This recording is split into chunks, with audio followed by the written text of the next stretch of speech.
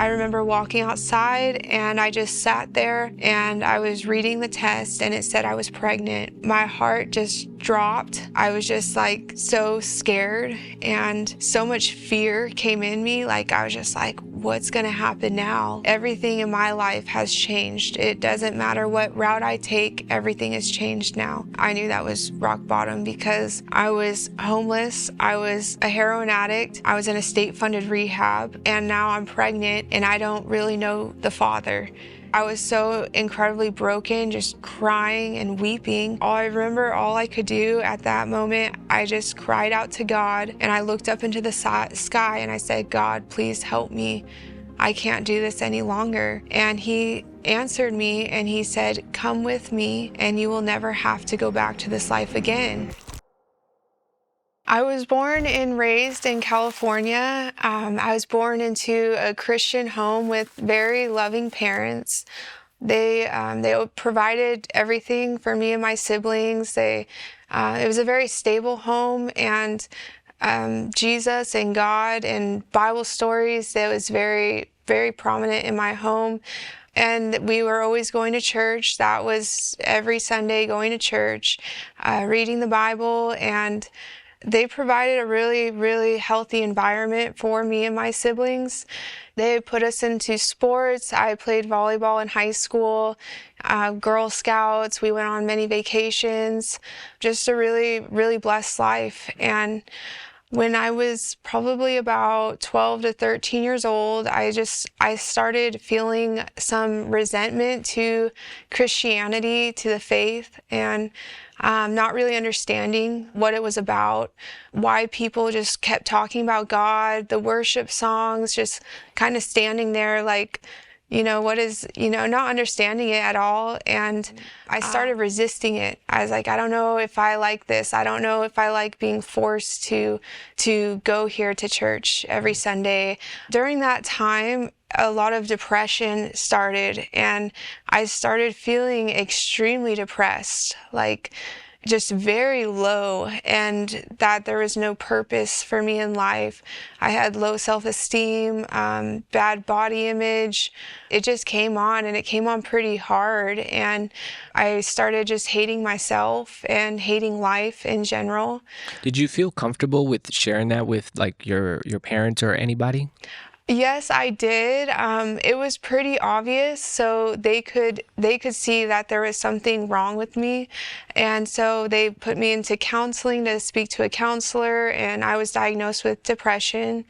It was just so obvious because I just never smiled, I never laughed. I was very negative and down all the time.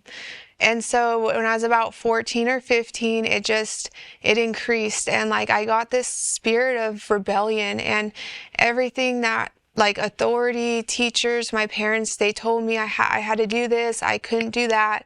It was just like I wanted to act out and do what I wasn't told to do.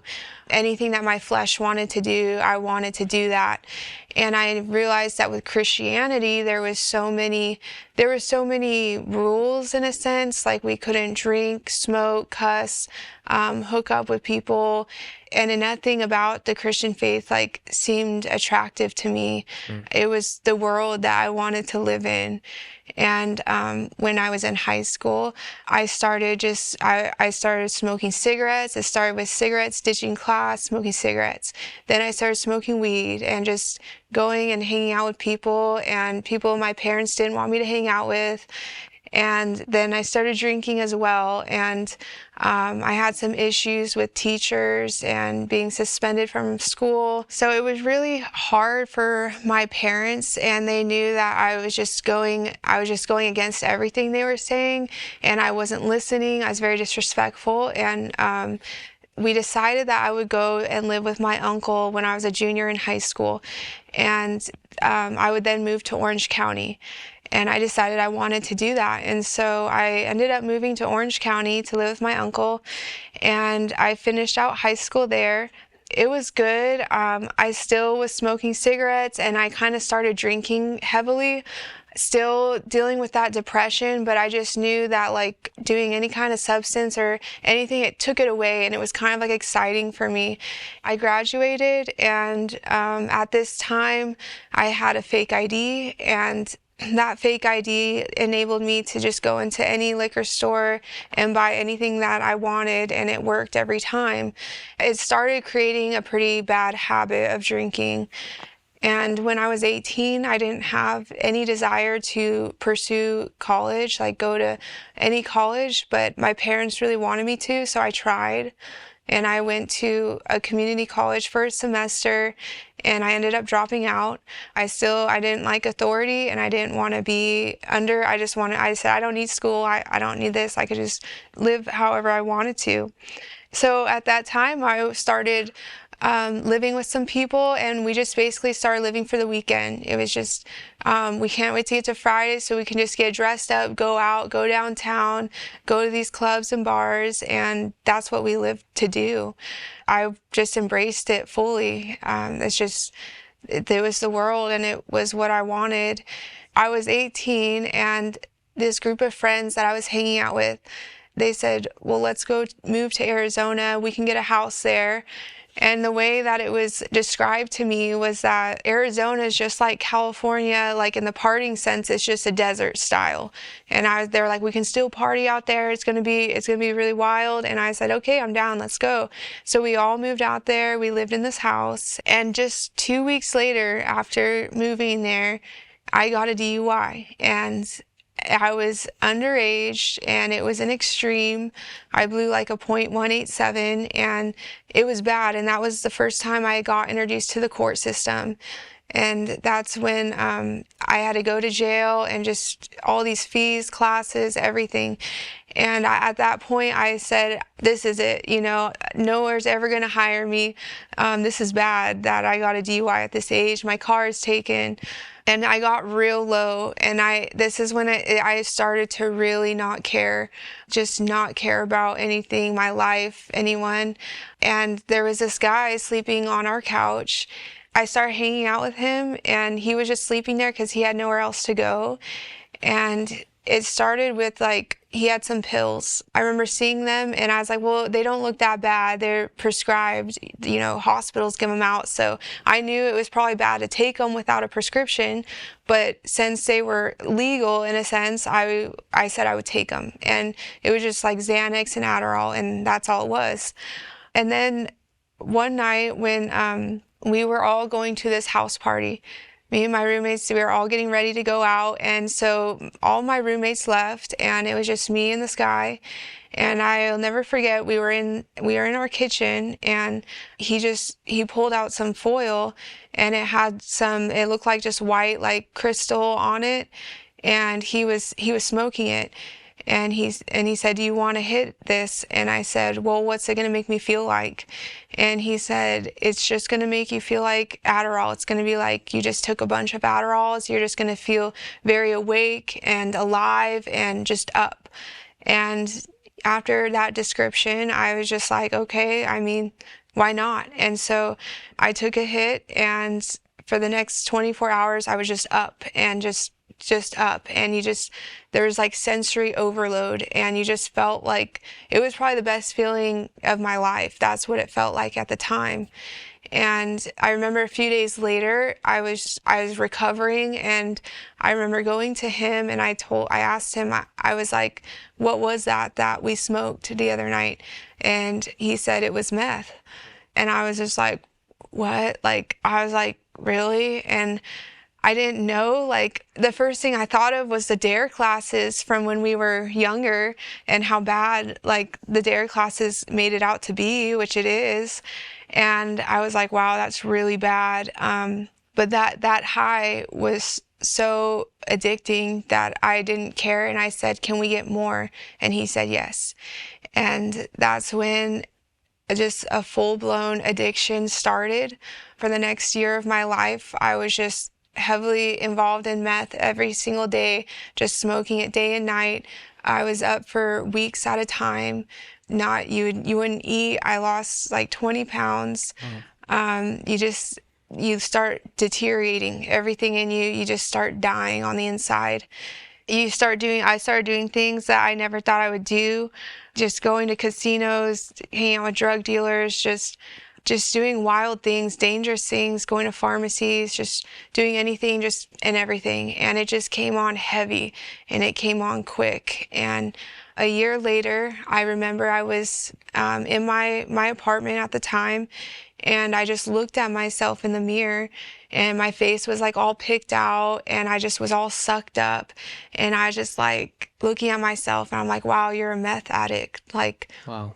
it was a huge, like, I couldn't believe it. I was like, what has happened? You know, such a huge realization. And I remember right then and there, I picked up the phone and I called my grandma and I said, Grandma, I need to get out of this place. I need to leave. I need help. And can I come live with you? And she said, yes. She said, yes, you can come live with me.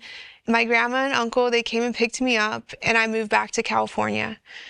And did your parents have any contact with you at this time?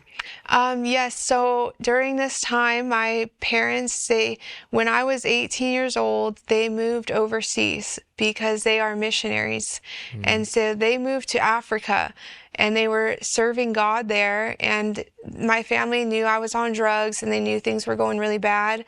But I always told my mom and dad, just stay in Africa. You know, I'm gonna get this worked out. I'm gonna get clean. So they were aware of it, and all they did was just pray constantly, pray for me to just come back, you know, to get off drugs and to come to know Jesus. And so they were aware of this. I moved back to California, and from there, I remember I slept for about 14 days, and I woke up in my grandma's apartment, and I'll never forget just waking up, and I was just like, just please tell me that was all a really bad dream. Like, that didn't really happen. I wasn't on meth for the last year of my life. But it was true, and that was really hard, and like to just accept that, you know, like what happened. Like, so I started smoking weed, and that is how I coped with all the bad feelings, like all the pain and the shame that it came with. Like, I just was like, I need something, and I just started smoking weed every single day. And it was always just that hole inside my heart that I just had to keep filling, and it was never ending, you know, just that pain. It just was always there. I was always searching for something, always. For the next few years, I moved out of my grandma's, moved in with some roommates in Huntington Beach, and the same habits kind of started coming up. We started going to the bars again, and then drinking was involved. And I wasn't in school, I was just a waitress. That came back into the picture, and then little by little, more drugs came back into the picture. We would do lines of Coke, and I was like, well, it's not that bad, it's just Coke, as long as it's not meth.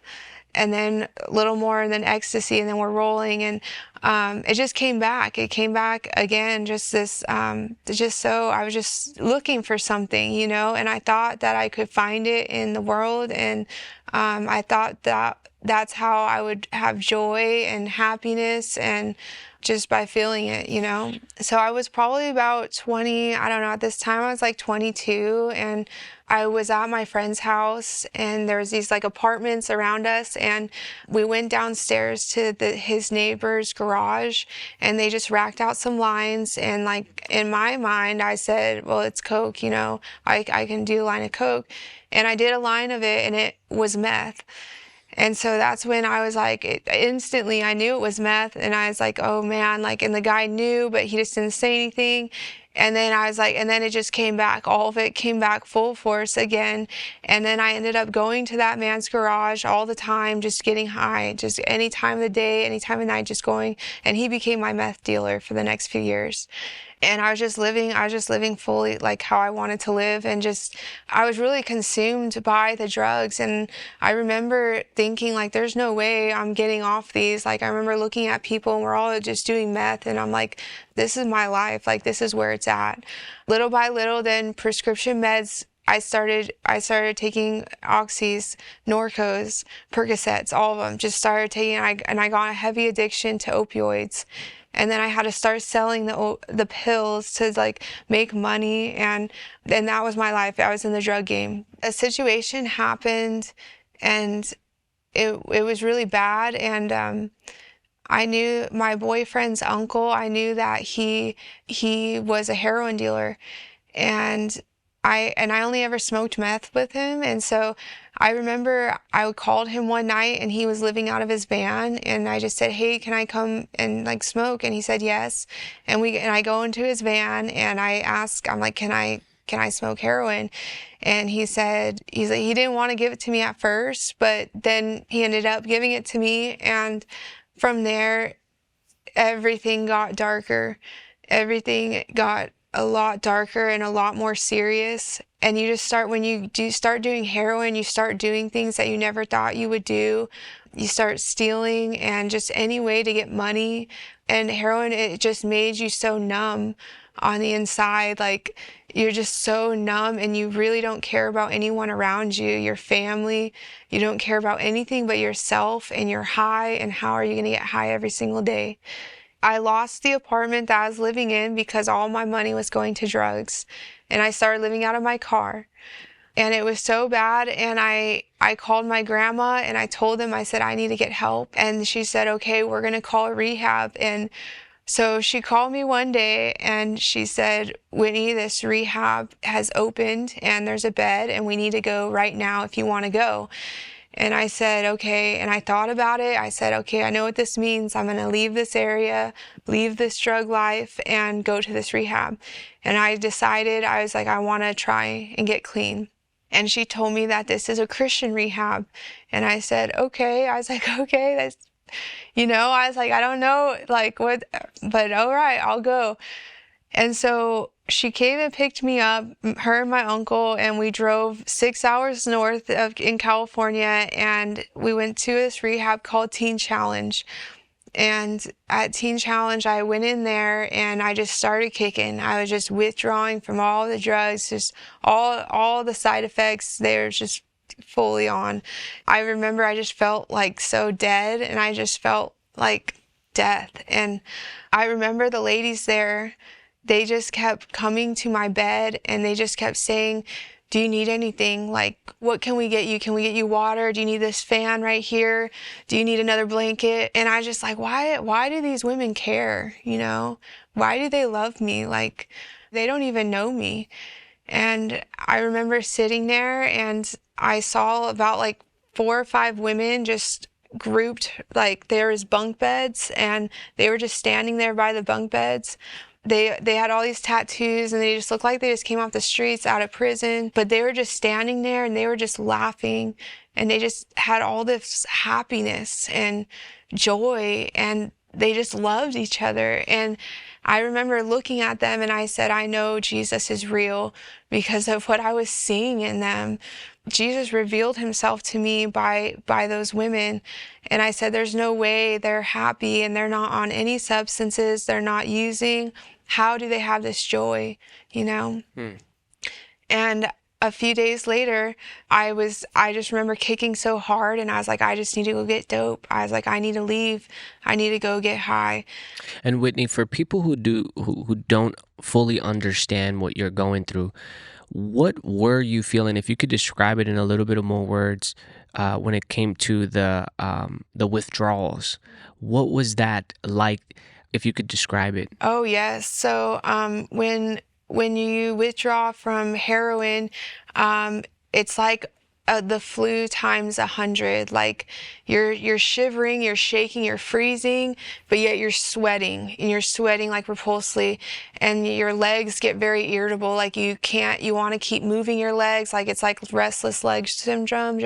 They just hurt. You just are in pain. And then you have diarrhea, and you're throwing up. Wow. And so, it's pretty much just any and every bad symptom that you can think of. And it's just like that every second. It's like every second your body is hurting, and you're just reacting, and nothing can help it or take it away but heroin. And that's why people will start to fiend and say, like, I need to go get high now, because you literally feel like your body's dying. Wow.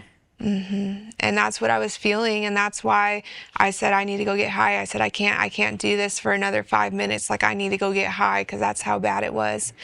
And so I left that rehab, and at this point, I don't know where I'm at. I'm in a county, I don't know. I think I was in Santa Cruz County, and it was really bad because then I was now on the streets. I didn't have my car, and I was just like, okay, I need to find someone that looks like they get high and ask them for some dope. And so that's what I did. I found somebody and I said, hey, I'm kicking. I just got out of rehab. Can you please help me?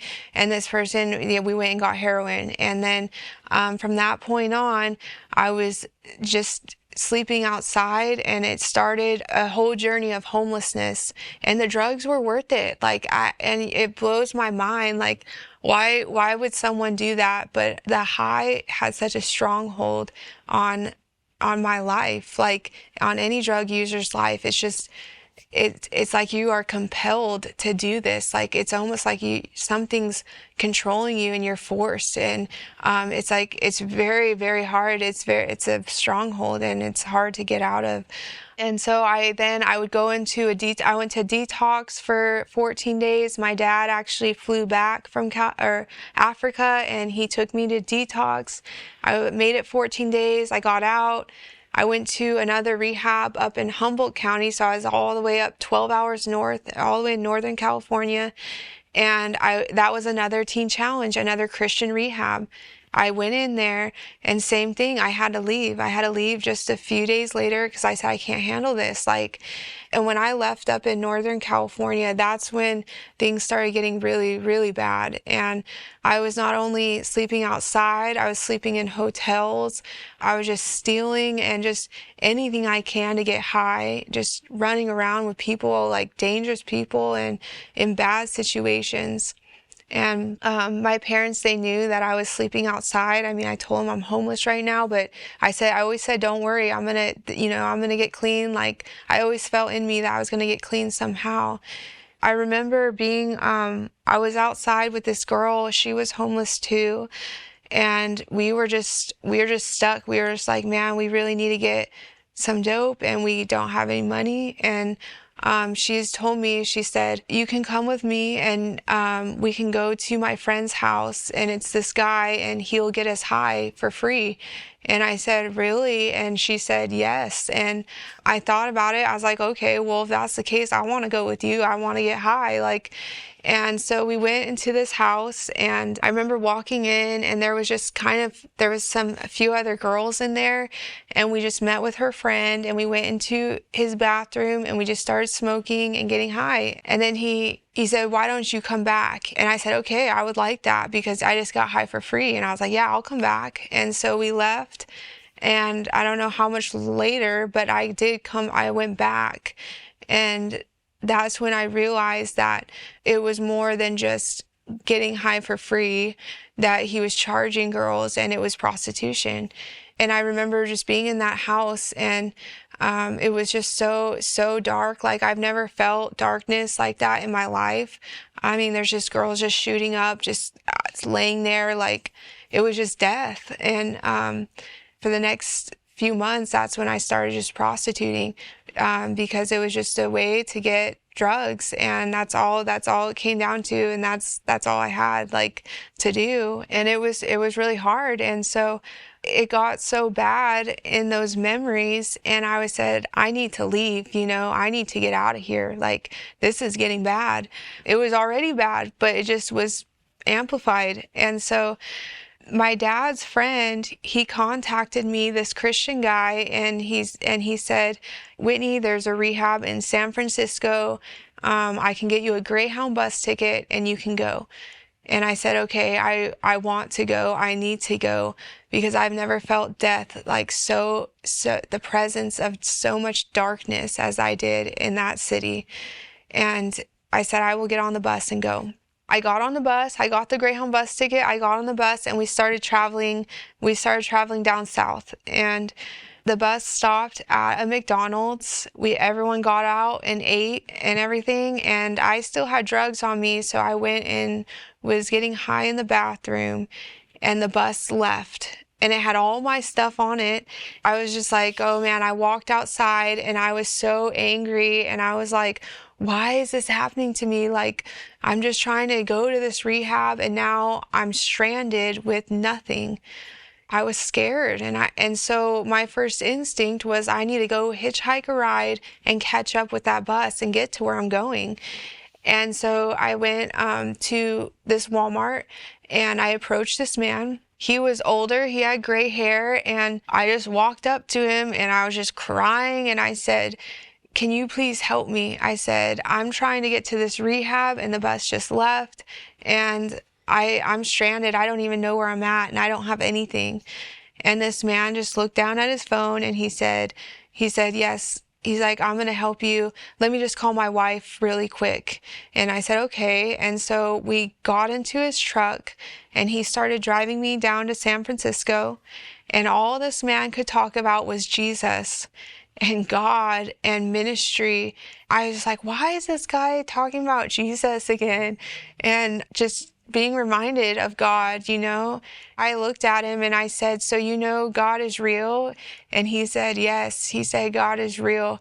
And I said, really? And he's like, yes, I've known God for this amount of time. And I was just like, wow. And we just talked about God for like 3 hours driving down south. And that man was God's servant. And he just so humbly just drove me 3 hours south, and he drove 3 hours back up north. That was a 6-hour drive that man just said yes. He said yes to God like that. I'll help her. Wow. And he dropped me off at the Oakland bus station, and I got his contact information and everything, and I still keep up to it with him to this day. Wow. It's such a beautiful thing. And when I look back on moments like that, I can see God's direct hand of protection in my life and just his love and mercy on me. I mean, that could have been anyone I got in the car with, and happened to be a Christian man who just pointed me to Jesus. And so I went to the Oakland bus station and I had to stay there overnight, and they said, you can't stay here. We close the dining, like the area. We close at 10. And I said, well, what am I supposed to do? Like, where am I supposed to go? They said, we don't know, but you can't stay here. And so I went outside with my suitcase and I just sat outside the building and I said, I'm just going to sleep here tonight. And I remember the security guard, he said, no, he's like, you shouldn't be out here. This is not safe. And I said, I don't have anywhere else to go. Like, where else am I supposed to go? And I said, I'm going to sleep here tonight. And so he left, and like, this was on a big street and there was homeless people just running rampant, and there was sirens, there was cops, like it was a busy street. And I started feeding for dope again, and that urge came up again in me. And like, I started walking around and I went under this huge freeway. There was this huge freeway overpass, and beneath it were all these tents, just all these tents of homeless people. And I was like, surely one of them would have drugs, something to get high. And so I went into this random guy's tent. And that night, and that was the first night, and I smoked crack, and he didn't have meth or heroin, but I just needed something. And so I smoked crack, and then I just got up, I left the tent, and I went back to where my stuff was at. And I just sat there against the wall of this Greyhound bus station. And that whole night I just sat there. And then I woke up in the morning and I just said, I can't believe that nothing touched me that night. Nothing harmed me. How was it that I just went into a tent, came out, nobody asked me for anything? Like, and I felt like in that moment, I feel like God protected me. It was a miraculous thing that nothing touched me. And so I knew, now looking back on it, I knew God's angels were there surrounding me, because there's no way that nothing happened. So I went and I finally got to this last rehab in San Francisco. And this was a big rehab. It had men and women, and it was huge. And so I went in there and I'm still thinking, okay, I'm just going to try and get clean on my own.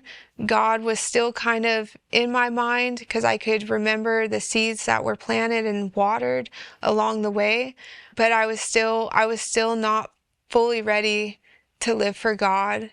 And why was that? Did you have any understanding, or even looking back, of why you were not open to that or ready per se? Mm.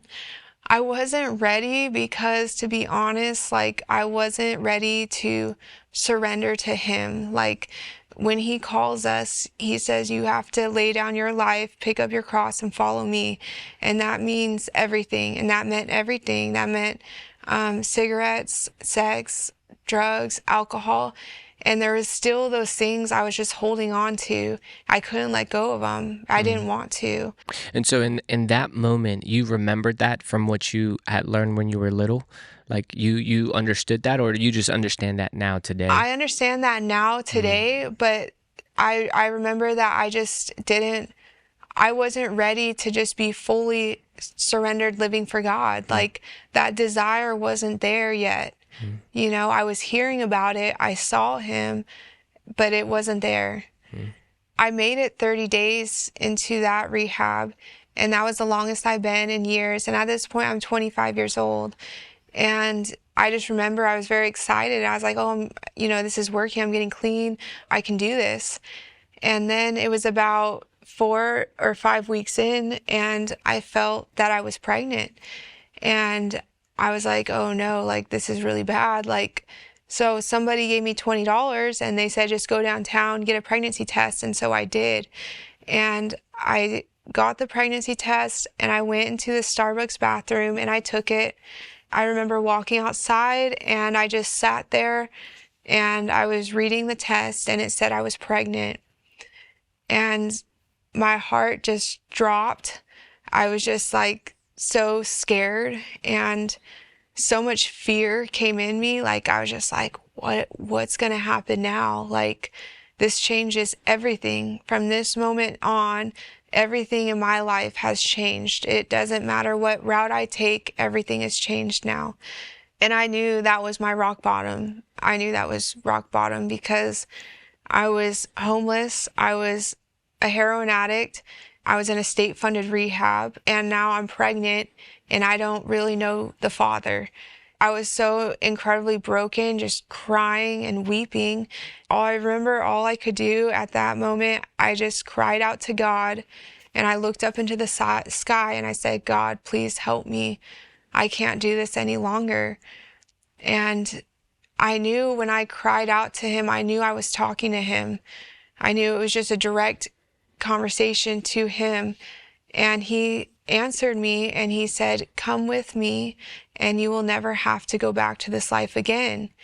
And I remember hearing that. It was in my mind, and I remember thinking, this is God calling me to go with him. And I contemplated it a few minutes. I was just like, should I do this? Like, and then I said, yes, I'm going to do this. Like, I'm going to live for Jesus. And I stood up and I said, I'm done. Like, I'm just going to live for Jesus now. And from that day, everything in my life started changing.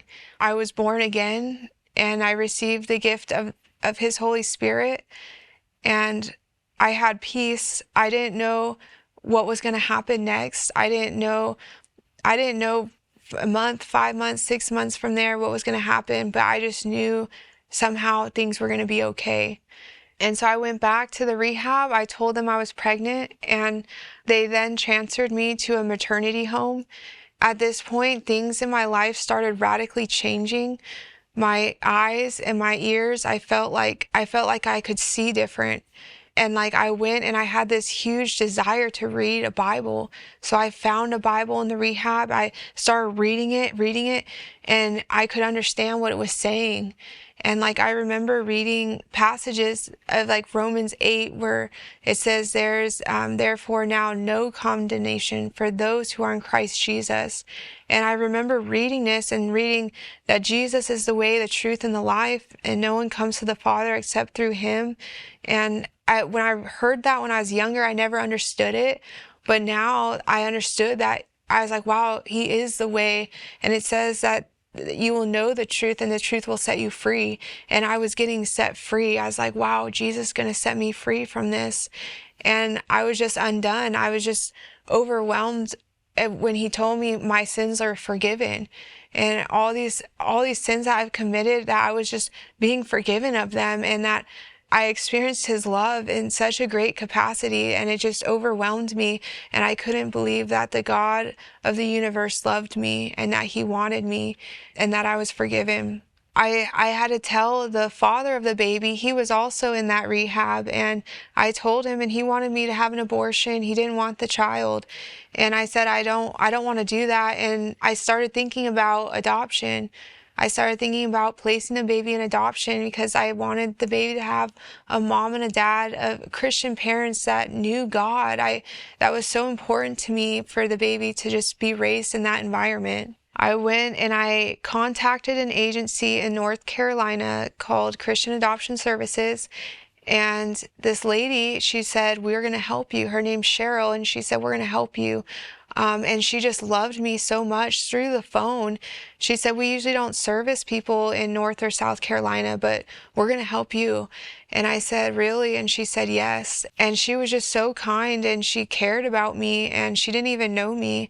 At that point, like, Jesus is just coming full force into my world. And I remember I was with one of the girls in the room that we were sleeping in, and I told her, I said, Lauren, something's happening to me. Like, I'm changing. Like, I have a huge desire to listen to Christian music. I don't want to hear rap. Or I said, something's happening to me. I said, do you believe me? And she said, yes. And I said, do you believe in God? And she said, no.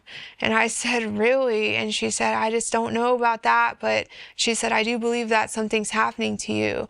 And I was like, okay. I started praying, and I just said, God, please place this baby in the hands of people that know you and that love you, that will just train this child in your ways, and just so that he can know you. That was my biggest desire. And so the lady from the adoption agency, she called me and she said, Whitney, God has come through in a really big way. And I said, really? Like, how? And she said, this family in North Carolina, they decided that they said that you can come and live with them for the rest of your pregnancy. And I said, really? Like, who are they? She just said, a family in this church. And I was so grateful. And I said, really? And she said, yes. And I said, I didn't really know God at the time, but I knew that this was God's blessing. It was his grace. It was something I did not deserve, but he was gifting it to me, and I had no idea why. And I said, oh my gosh. And so they got me on a plane, and I remember I was 5 months pregnant. I was flying out of California, and I just had so much relief, and I felt like something's changing, life's going to change, something's happening. And I was, so I went to Charlotte, North Carolina, and I just walked into this family's home, and it was the most beautiful home and the most beautiful family. And I just remember thinking, like, I am so undeserving of this, because I just came from a rehab that had rats in the walls, there was feces, there was women yelling at each other, cussing, I mean, just all of it. And I walked into this Christian home that was just filled with love and just filled with, like, acceptance. Like, they didn't judge me, and all they knew was that I was a pregnant drug addict from California, and they let me live with them. Wow. For the rest of my pregnancy.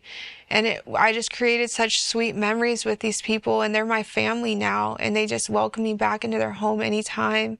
And they showed me the love of Christ. And there's something different with all these Christians that were in my path. There was something different about them all, and it was this love that was in them. It's not of the world, and it's of God. This family had it too. And so I was then looking through books to find adoptive parents to raise the child. And I came across this one book, and they were just really, like, they just looked like this couple had so much joy and so much love. And I just remember thinking, like, I want to choose them. I want them to be the parents of this child. I met them. We ended up meeting, and the Holy Spirit just united us in this way of, like, love. And just, I knew, I was like, these are the parents. And these people, Dana and Darren, the parents, they are the most just Jesus-loving people I've ever met. They just imitate God in everything they say and do. They're so humble. They're so generous, so loving, and, like, they're like people I've never met before. And everything that has happened to me in my life, God just surpassed it with something so much greater than what I thought. That's who he is. He does immeasurably more than all we can ask or think. And these people were much more than what I've ever thought that the parents would be. We went to the hospital. It was time for the delivery. Their family came, my family came, and we just circled and we just all prayed. And God's presence was just so thick there. And we just knew he was there with us every step of the way. The delivery happened, and it was such a joyous time, and yet it was still very solemn though. It was still a very hard time. It's not easy to carry a baby for so long, 9 months, and then I had to say goodbye to him. And that was really one of the hardest things I've ever had to do. But I knew and I trusted in God. I just placed my trust in him, and I said, God's going to handle this. This is all in his hands. It was still very hard. So I left the hospital, and the next 30 days was just pretty heavy grieving. And I remember all I had was my Bible, and that's all I needed. And I just went into the Word every single day, and Jesus was just talking to me and telling me just so many truths that I'm loved, that I'm never forsaken, that I'm his child, that he delights in me. He has good plans for me. And I just remember reading it, and I never felt Jesus's comfort so close as it was for those 30 days. And I remember thinking, if Jesus is going to stick by my side through that experience, he's never going to leave me, and he's going to be with me every step of the way. And then healing started happening, and I realized I could think about memories and it didn't hurt anymore. And I didn't have that same pain. And God just started filling me with good things, and with joy, and with peace, and things I never thought I could have before. I always thought, like, I need to get high, I need to get drunk in order to feel some sort of happiness. But now I've been clean for 4 years, and I'm not on any substances, and I'm filled with the joy of the Lord, and it's all I need. And I realize my whole life, this is all I've been looking for, was that peace with God. And he gave it to me, and I found it. And then from there, I drove to Virginia, Lynchburg, Virginia, and I was like, I'm going to live with my sister and start this new life with Christ. And so I started living there. And then I said, I'm going to apply to Liberty University, and that's a Christian university. I said, I'm going to try. I don't know what's going to happen, but I'm going to try. And so I applied, and they accepted my application. And I was like, wow, that's wild. Like, I'm going to go to a Christian school. Like, okay, and so I went in, and then I said, I really want to be a nurse. I want to be what those women were to me in the hospital when I delivered my baby. I want to be that to other people, just that in that intimate, vulnerable time in someone's life, you can just share love and impact them in such a huge way. And I said, I want to do that. And I applied for the nursing program, and it's a really hard program to get into. And I remember seeing there was one spot on the application, and it said, what has God done in your life? And I just remember thinking, like, I'm going to give this my all right now, and this is going to be all or nothing, and I'm going to tell them everything that's happened, and just pray. And I wrote it all down. I submitted the application, and I spoke with the nursing faculty, and they accepted my application. They accepted me into the program. And I was just like in tears, just overwhelmed by God's grace. My sins are so deep, and I am not deserving to be at a Christian university in the nursing program. But that's the power of God that he has to just transform any life. From darkness to light, from death to life, I've gone, and I've experienced and witnessed this power.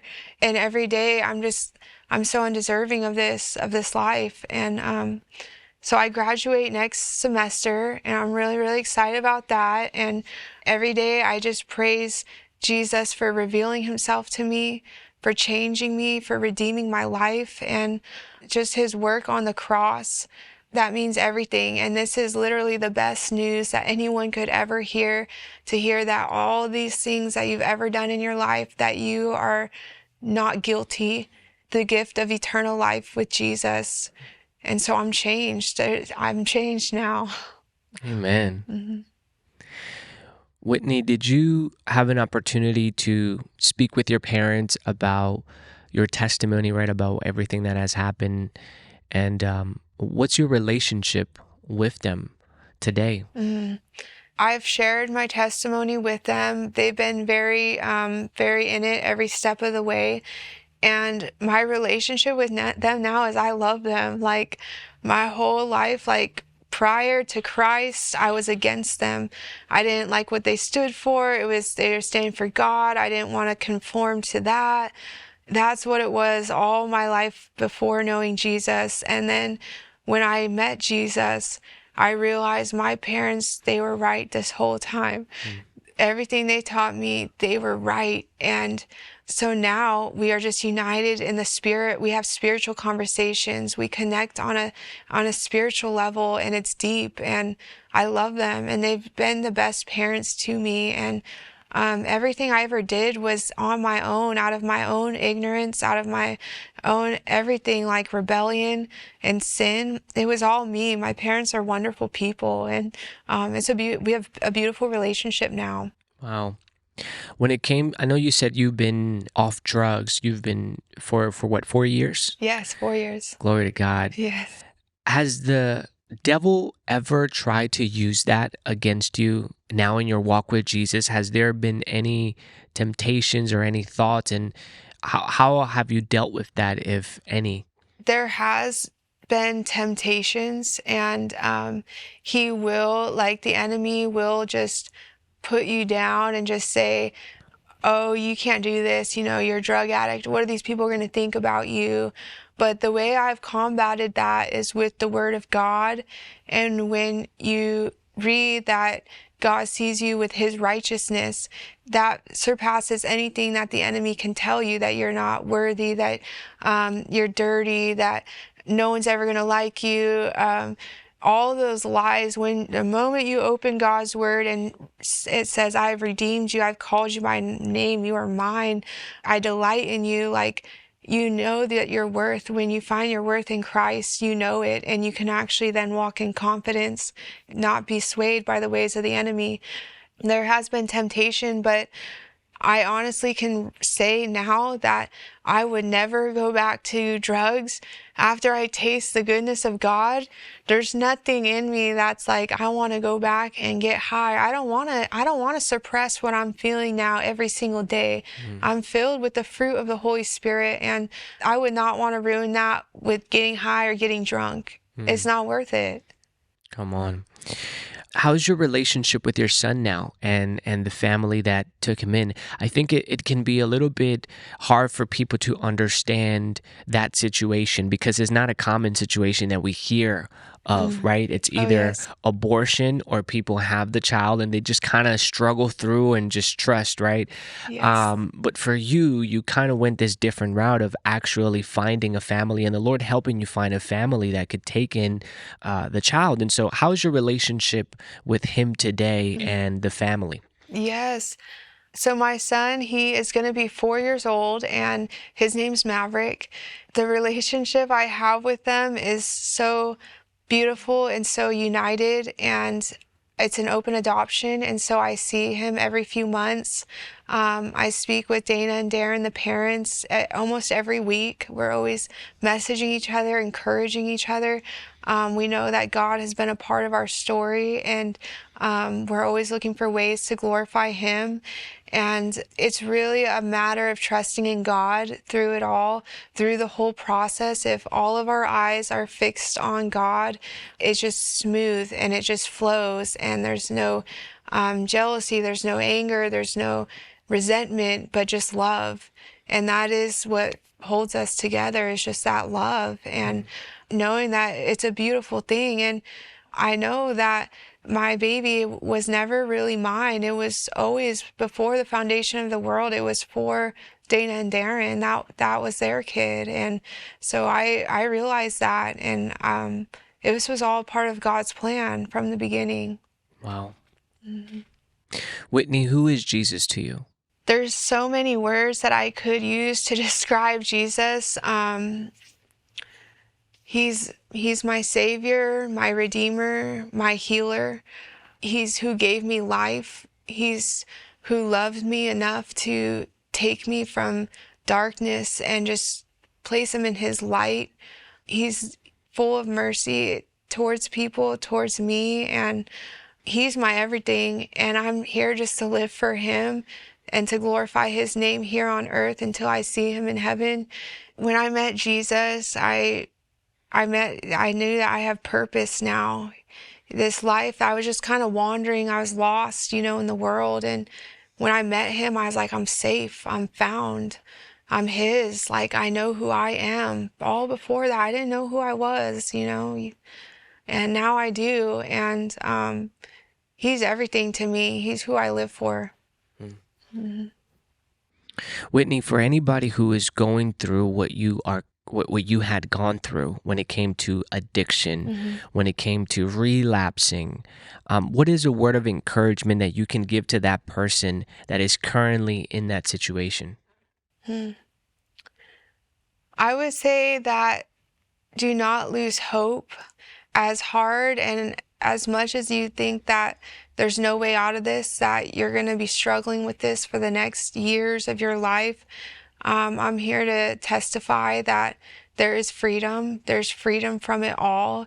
And you could actually live a life of joy without any use of substances. Like, that actually is possible. For me, I never believed it was, but it really is.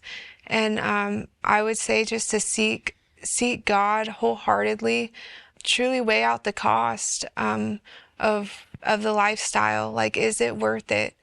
I know that living for God and living for Jesus, it doesn't seem very appealing. It's kind of like, no, like, why would you want to do that?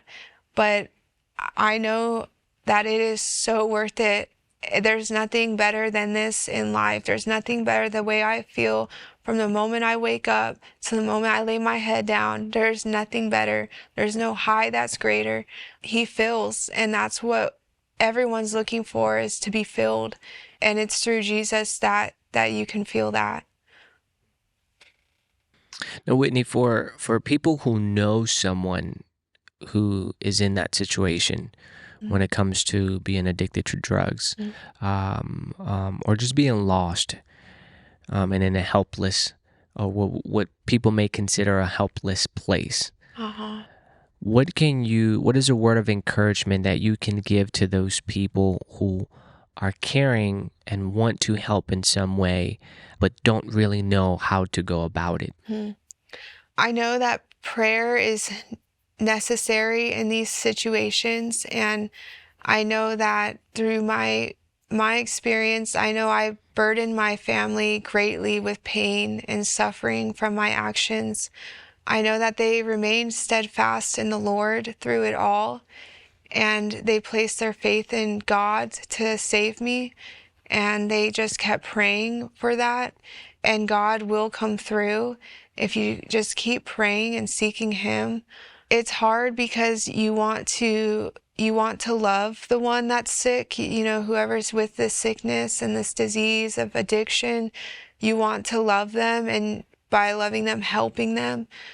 I think from my experience, the best help that I ever had was kind of like tough love. They didn't provide. I was outside. My family didn't give me money. They didn't support my addictions, and that drove me to such a low place. But in that low place was when I met Jesus, and everything came up from there. But if I was being led on, like if I was receiving money for stuff, my addiction may have kept continuing. So I would just say definitely just prayer and trusting in God, but also having to create those boundaries of tough love with the one who's in addiction. As hard as it's hard. It's not easy for people to show that, but I do think that's a good way for it to happen. Any last words, Whitney, for the people who are watching your testimony right now? I would just like to praise God for everything he's ever done and everything he's going to do. It says in his word, what no eye has seen, nor ear has heard, nor heart of man imagined, what God has prepared for those who love him. And I've seen that verse lived out, and I've experienced a miracle, and he's just worthy of it all. He's worthy of it all, and I will just glorify and praise his name every single day. And even when I die, we're all going to be around his throne praising him. Holy, holy, holy is the Lord God Almighty, and that is who he is, and he's worthy of it all.